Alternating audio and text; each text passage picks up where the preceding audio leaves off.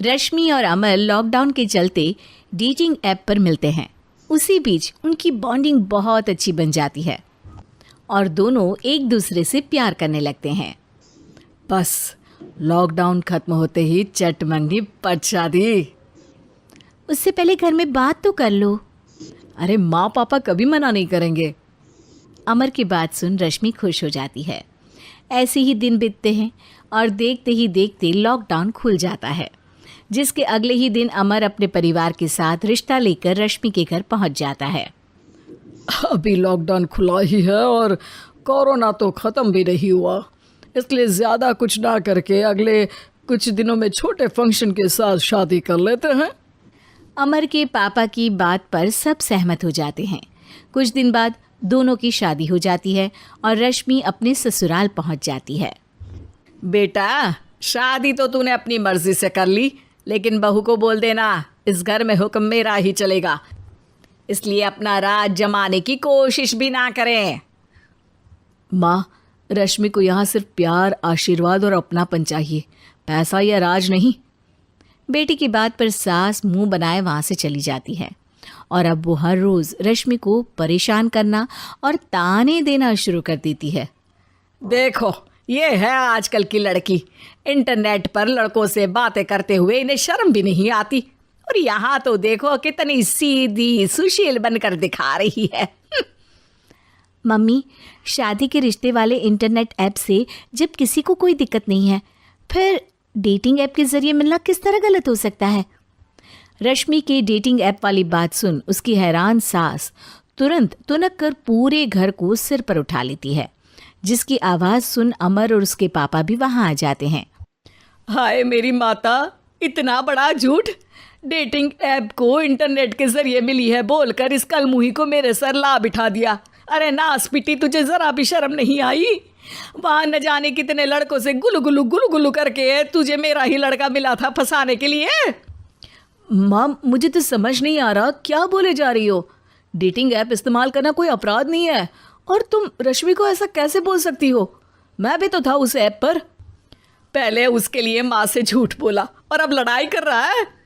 सास और अमर की बात सुनकर रश्मि हैरान खड़ी रहती है। अमर, तुमने घर में झूठ क्यों बोला? ये सब देख रही हो ना, इसी की वजह से झूठ बोलना पड़ा। एक तरफ अमर और रश्मि की ये बात चल रही होती है, वहीं दूसरी तरफ सास का नॉन स्टॉप क्लेश सबको परेशान कर देता है। सब एकदम चुप, जो हुआ सो हुआ, अब मुझे कुछ ना सुनाई दे।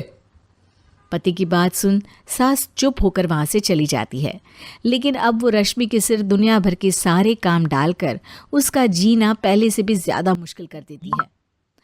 मम्मी, मैं आपका गुस्सा समझ सकती हूँ, आपको जो करना है कर लीजिए, मैं कभी कुछ नहीं बोलूँगी।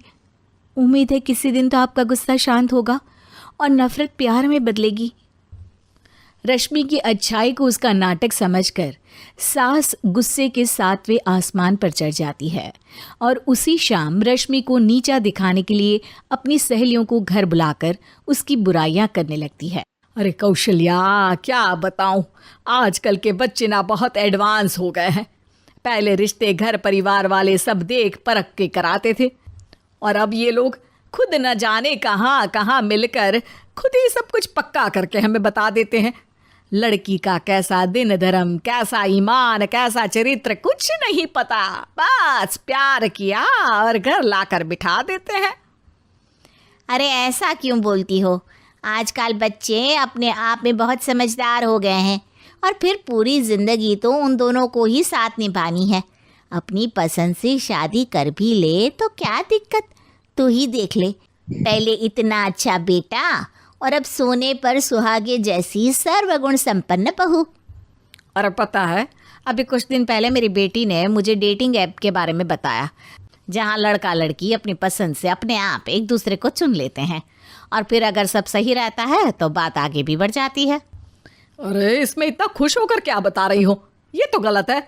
न जाने कौन क्या है, कितना झूठ कितना सच है। अरे पर सोचो, जब तुम किसी के बताए रिश्ते को देखने जाते हो तो क्या एक ही बार देखने से सच झूठ का पता लगा सकती हो? ज़रूरी नहीं कि बच्चों का लिया फैसला हमेशा गलत हो। अरे बहुत बार हमसे भी तो गलत फैसले होते हैं ना। अच्छे बुरे लोग तो हर जगह मिल सकते हैं, फिर इसमें सिर्फ बच्चे ही गलत कैसे?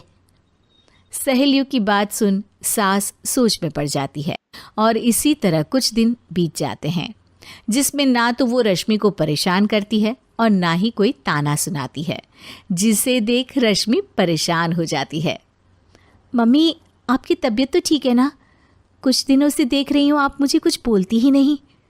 तो मेरा परेशान करना ज़्यादा अच्छा लगता है क्या? नहीं, आपकी शांति उससे ज़्यादा परेशान कर रही है।